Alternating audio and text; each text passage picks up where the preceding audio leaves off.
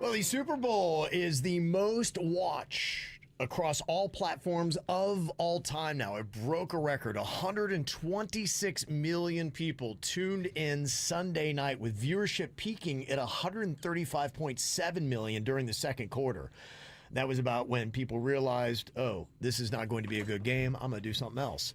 Still, it's an all-time record and up 2% from the previous record set last year with 123.7 million viewers. Knew it was going to be huge, and it was. And everything about it seemed to be big.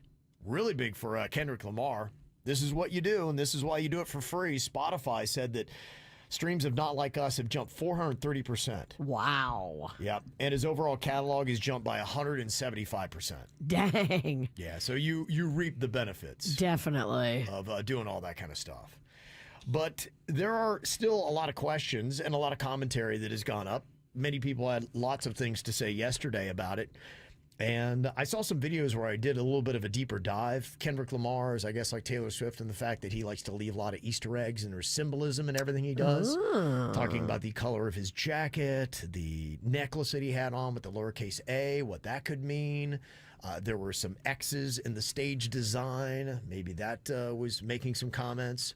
The fact that you had SZA up there and then Serena Williams, two of Drake's exes, which obviously his diss song Not Like Us is about.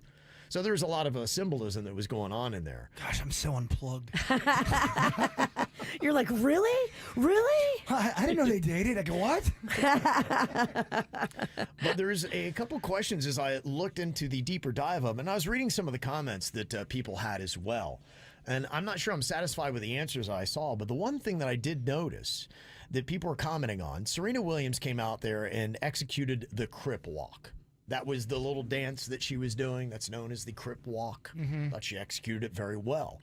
But the origin of the Crip Walk is tied to the Compton-based Crips gang. And Kendrick Lamar is from Compton. Serena Williams is originally from Compton, so you see all that connection. But the thing that I guess I hadn't really made a correlation with was Serena Williams' half-sister, Yetunde Price, was killed in 2003 by Robert Maxfield, who is a member of the Southside Crips.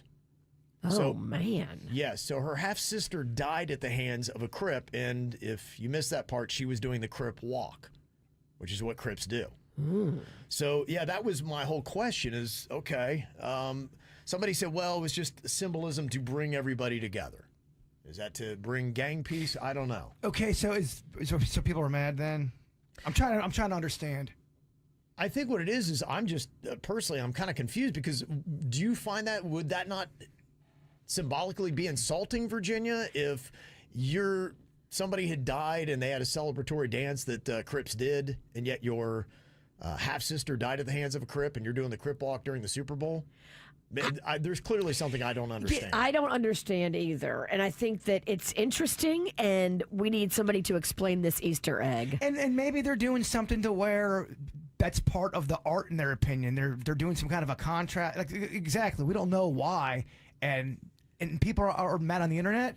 Is that what's social media? People made comments, and they said, why would she do that? Why would she do the Crip Walk considering that her sister died at the hands of a Crip? But what I'm saying is there might be a reason why she did that she might explain soon. Yeah, and I think that's the question that at least I have, not being to that level of plugged in, and I'm trying to be.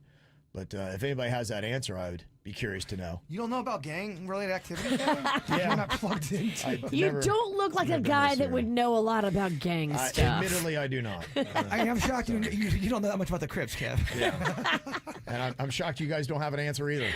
Yeah, look at us. We're like, I don't know. I'm over here going, wait, so when did they date? I do love Easter eggs, though. And if it's somebody trying to stick it to somebody else with the Easter egg, I'm a big fan of that. Well, it's got people talking. Yes. So that's what that's probably a big reason why. And I bet you any money she'll explain why she did it. And yeah. So that's my question. Serena, if you're listening right now, you can call us up and let us know. I'd like to hear that. How blown away would you be if she really did call? It'd be pretty cool, yeah. Apparently, this is something that Serena has done before. A couple people have said maybe during the Olympics in 2012, one time after Wimbledon, and when she did it, she was labeled ghetto. And I believe that was something that Samuel L. Jackson said as well. So it was kind of tearing down that stereotype of just because you do a dance, it makes you ghetto. So fighting back and pushing back against some stereotypes. And Wimbledon, they don't play around with nothing. They are so stick in the mud. They are. So you got to wear all white, and they've got all these kind of rules, and so they've been slower to, I guess, catch up with the current world. And Serena Williams, when she was in tennis, was kind of breaking some of those norms. They don't even like it when you smile at Wimbledon. That's how. That's how. At Wimbledon. Yes. Some people had mentioned too that there's been a peace between the Bloods and the Crips for quite some time, and there are actually Bloods and Crips all on stage with Kendrick Lamar. Oh, okay. It's nice to know. Okay. So that's a big explanation for why a lot of that stuff was going on, is it's basically Serena Williams and another chance to stick it to the man is really what she was doing. So that was the overall statement that was going on there. Yesterday, I was watching ESPN, breaking down the Super Bowl and things like that, and Stephen A. Smith's one of the big talents on ESPN, and he said that if he were Serena Williams' husband, he would divorce her after doing that dance. What? Yeah. Oh, come on. Now we're being a little dramatic. Well, again, he's also trying to get people. He's trying to get clicks. Everyone's trying to get clicks, Virginia. I like what she did. I like what Kendrick Lamar did. I don't know if I like what he's saying. Here's his explanation. What Stephen A. is saying, if he was in that situation and now he's married, he's not allowing none of that's happening. Hold on, no. That's what he said. If I'm married and my wife is going to join trolling her ex, go back to his ass. Because clearly you don't belong with me. What you worried about him for and you with me? I gotta get that link back. Go ahead, Stop it. Stop it. What? Stop it, Stephen A. This is true.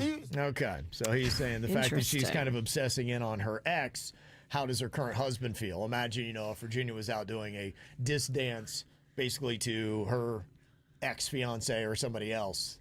Would her current husband, Panda, be upset? I would totally do that, by the way. And I know what it would be, that upside down twerk. Now, would Panda leave me just because I was like, making fun of my ex? No. I mean, you already do that kind of anyway sometimes. So he's still around. And then Amanda had this different take on Kendrick Lamar's Super Bowl halftime show.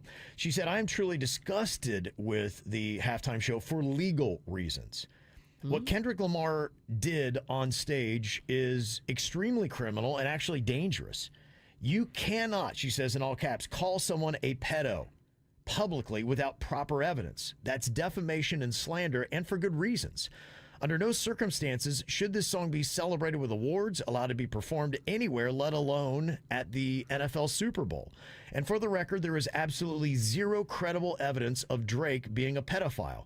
Yes, I've painfully gone through all the BS claims. If you show up to court or a police station calling someone a pedo only to show a video from 17 years ago of him calling a young girl to the stage and kissing her hand and head, you would be escorted off the premises or possibly even charged for making a false report. If he really had any evidence Drake was a pedo, he has a duty to report it to the authorities, not use it to make millions. So that's Amanda's comment on it.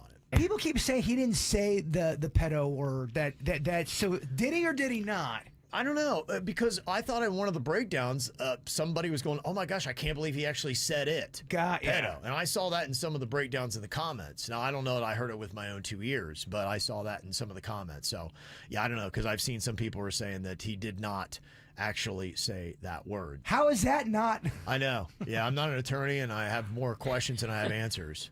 But yeah, hopefully, at least you got an answer to a little bit of Kendrick Lamar. This is how we do. It's the KBJ Show.